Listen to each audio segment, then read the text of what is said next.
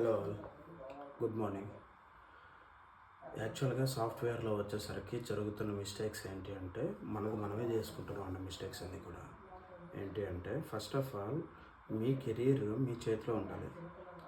Okay, అంతే తప్ప నేను 10 ఇంటర్వ్యూలు ఇచ్చాను, ఆ ఇంటర్వ్యూలో ఒకటి నేను సెలెక్ట్ అయ్యాను, సో ఆ ఒక్క కంపెనీకి నేను వెళ్తాను, ఐ గెట్ మోర్ పే, అది కాదు కరెక్ట్నెస్. ఏం చేయాలి అంటే ఫస్ట్ ఆఫ్ ఆల్ మీరు బిలో 1 ఇయర్ ఆఫ్ ఎక్స్పీరియన్స్ కానీ ఉన్నారు అంటే మీరు 500 ఎంప్లాయీస్ కన్నా తక్కువ ఉండే కంపెనీలో మాత్రమే జాయిన్ అవ్వండి. అక్కడ మీకు వచ్చేసరికి కంప్లీట్గా మీకు వర్క్ నాలెడ్జ్ అనేది బాగా వస్తుంది. అదే టైంలో మీరు కొత్తగా స్కిల్ సెట్ అనేది అప్గ్రేడ్ చేసుకోండి. అప్గ్రేడ్ చేసుకున్న తర్వాత వెంటనే వితిన్ 2 ఇయర్స్లో మీరు స్విచ్ చేయండి వేరే కంపెనీకి.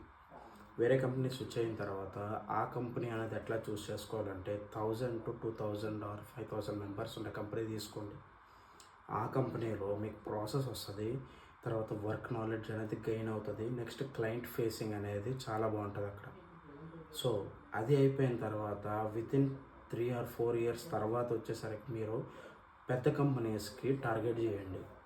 ఎందుకు నేను అంతవరకు వెయిట్ చేయమని చెప్తున్నాను అంటే you have to learn your own skills and then your own package కూడా ఇంప్రూవ్ అవ్వాలి. తర్వాత మీరు క్లయింట్ హ్యాండ్లింగ్ అని కూడా మీరే హ్యాండిల్ చేయాలి.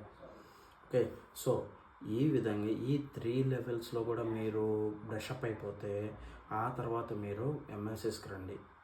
అంతే తప్ప స్టార్టింగ్లోనే ఎంఎన్సీస్కి రావద్దు.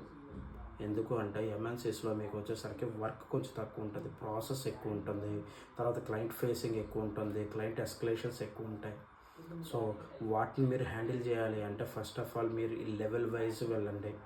అప్పుడు మీకు వచ్చేసరికి మంచి కంపెనీలో మంచి ఎంఎన్సీలో ప్లేస్ అయిన తర్వాత అది మీరు అక్కడ సెటిల్ అయిన తర్వాత అక్కడ నుండి ఒక 5 ఇయర్స్ తర్వాత ఇంకో కంపెనీ జాయిన్ అవ్వండి, జంప్ అవ్వండి. That will be like your career will be in a good shape. లేదు అంటే ఏమవుతుందంటే కొన్ని కంపెనీలు చిన్న కంపెనీలో చేస్తారు, తర్వాత పెద్ద కంపెనీలో చేస్తారు, తర్వాత మళ్ళీ చిన్న కంపెనీలకు వెళ్ళిపోతారు. సో ఈ విధంగా ఆసిలేషన్ జరుగుతున్నప్పుడు ఏం జరుగుతుందంటే అక్కడ లెవెల్ 1, లెవెల్ 2, లెవెల్ 3 కంపెనీస్ అంటారు, మళ్ళీ లెవెల్ 1 పడిపోతారు. అట్లాగా అంటే మనకి శాలరీ ఎవడ ఎక్కువ ఇస్తే వాడి దగ్గర పనిచేయడం కన్నా మీరు మీ గ్రోత్ని మీ చేతిలో పెట్టుకుంటూ మీకు నచ్చిన కంపెనీస్ సెలెక్ట్ చేసుకోండి. You will be very successful person in your life. Okay, do not think about AI or any other new coming things, technologies. Okay, thank you.